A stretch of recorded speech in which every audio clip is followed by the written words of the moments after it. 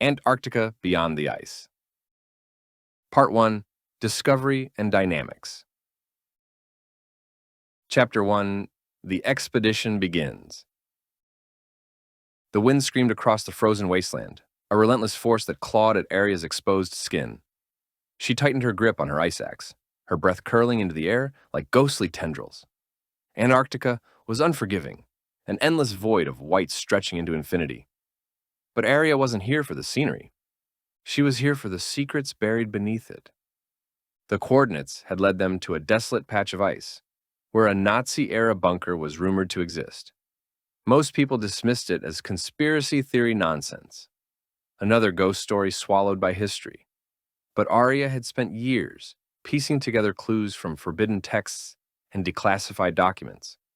This place wasn't just an abandoned relic. It was a doorway. The bunker, according to scattered records, held something ancient, something tied to the Vyriat, a civilization so old it blurred the line between myth and reality. If the rumors were true, the bunker could change everything. Historians thought they knew about human history. Her team was small but skilled. Ethan, the historian, had a mind like a steel trap, capable of connecting the most obscure dots. Lena, the tech genius, was already scanning the ground with her modified thermal sensors, searching for anomalies beneath the ice. Then there was Kael. Aria still wasn't sure what to make of him. Kael had been brought in as the survival expert, the guy who made sure they didn't freeze to death or get swallowed by the ice.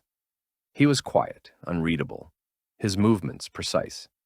Even in the brutal cold, he seemed unfazed, like he had been built for places like this. Their first interaction was tense. "So, you're the linguist?" Kael said, voice like gravel.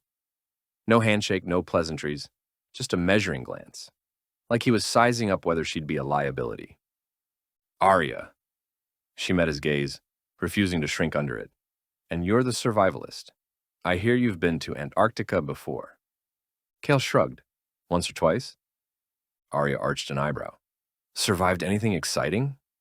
Kael's mouth twitched, like he was debating whether to answer. Finally, he said, "Blizzard that should have killed me." "Hope you're ready for the cold." Aria smirked. "I'm here for research, not a survival contest." Kael studied her for a beat before replying, "Out here? Same thing." Tension crackled between them, sharp as the icy wind. Aria was a woman of logic, drawn to puzzles and lost knowledge. Kael, on the other hand, was all instinct, brutal, efficient, unreadable. He wasn't here for the mysteries of the Vyriat. He was here to keep them alive. And yet, there was something about him, something in the way his gaze lingered on the horizon, as if he already knew what lay ahead.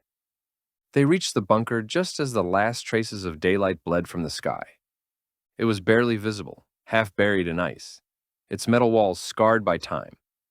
Lena's scanner had picked up an underground structure beneath it, but they had no idea how deep it went.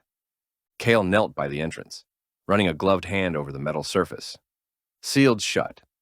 Aria stepped forward, heart hammering. Not for long. Lena handed Kael a blowtorch, and within seconds, flames hissed against ice. Sparks danced in the darkness as Kael cut through decades of frost and rust.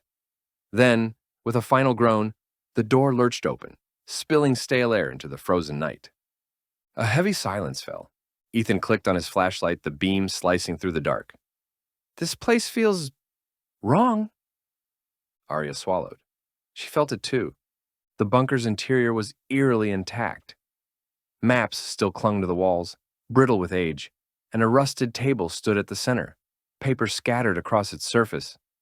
But it was what lay beneath the table that sent a chill skittering down Aria's spine. A trapdoor.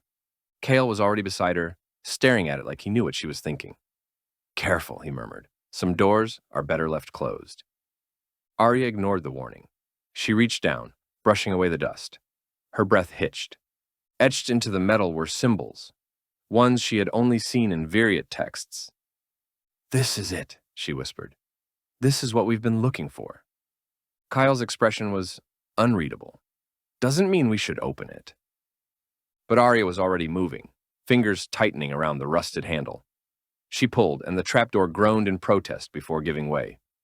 A rush of air swept past her, colder than the Antarctic night.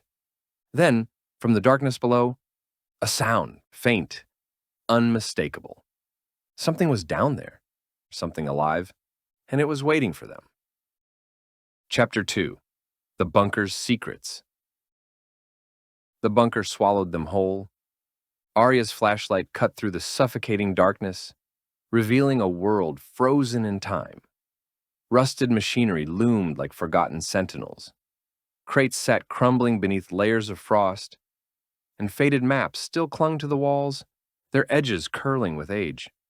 The air was thick, stale, tainted with the scent of decay and something else, something ancient. Kael moved beside her, silent as a shadow. He didn't speak, didn't hesitate. Every step he took was deliberate, as if he already knew what kind of dangers lurked in places like this. The way he melted into the dimness, so at ease in the darkness, sent a shiver down Aria's spine, and then, "Over here." Her voice sliced through the quiet. She stood by a metal cabinet, its doors barely ajar. Dust swirled in the beam of her flashlight as she pried it open.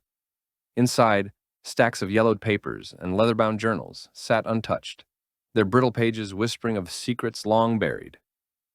Aria's pulse quickened as she pulled out a journal. Its cover was embossed with a swirling geometric symbol, the same symbol she had seen in the Vyriat texts. Kael lingered in the shadows, arms crossed. "What's it say?" Aria flipped through the pages, her breath hitching. The ink was faded, but certain words leapt out at her, like ghosts from the past. Project Firmament, Gateway, the Vyriat, catastrophic consequences. Kael frowned. Project Firmament sounds like a bad sci-fi movie. Aria shot him a look. This isn't a joke. If these journals are right, the Nazis weren't just searching for an ancient civilization. They were trying to harness something powerful. Kael's expression darkened. Powerful how? Before she could answer, Lena's voice rang out from across the room. You guys are going to want to see this." Aria and Kael exchanged a glance before hurrying over. Lena was crouched over a dusty workbench, brushing debris from a set of blueprints. Ethan, the historian, hovered beside her, his eyes wide with fascination. "These schematics," Lena muttered, tracing a gloved finger over the design, "they're for Project Firmament." Aria leaned in. The lines and symbols were intricate, impossibly complex, almost alien. But one thing was clear. "This is an energy device," Lena continued. "Or something like one. But the design, it's nothing like modern tech." Ethan adjusted his glasses, his voice hushed. The Vyriat were rumored to have technology centuries ahead of their time. If the Nazis were trying to replicate it, they could have stumbled onto something world-changing, Lena finished. Her voice was light, but her expression was anything but. Or world-ending. A heavy silence fell. Aria swallowed hard. "We need to document everything. Every page, every schematic, every clue. Whatever had happened here, they were standing on the edge of something far bigger than themselves." As they worked, the team's dynamics began to shift. Kael, always on the periphery, quietly set up lights around the bunker's perimeter. Despite his brooding nature, there was something reassuring about his presence, an unspoken promise that no matter what they found, he'd make sure they got out alive. Meanwhile, Lena and Ethan fell into a rhythm as they cataloged the artifacts. Their usual back and forth was laced with something lighter, something almost flirty. "You know," Lena teased, handing Ethan a heavy journal. "For a historian, you're not half bad at this." Ethan chuckled, the tips of his ears turning pink. "And for a tech genius, you're surprisingly good at flattery." Lena smirked. "Don't let it go to your head. I just need someone to carry the heavy stuff." Aria caught the exchange, but didn't comment. Her focus was still on the journal in her hands. The deeper they dug, the more disturbing the discoveries became. Photographs of strange artifacts, frantic notes on failed experiments, and warning after warning about tampering with Vyriat technology. A chill settled in her bones. "We need to be careful," she murmured. "If the Nazis couldn't control this technology, What makes us think we can? Kael stepped forward, his expression unreadable.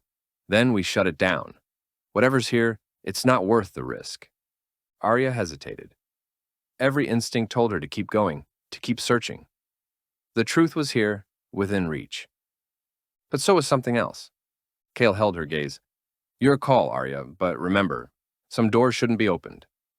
The weight of their discovery pressed down on them, thick as the ice above. The bunker held answers, but also something far more dangerous. And as they prepared to descend even deeper, one thing became terrifyingly clear. They weren't just uncovering history, they were waking it up.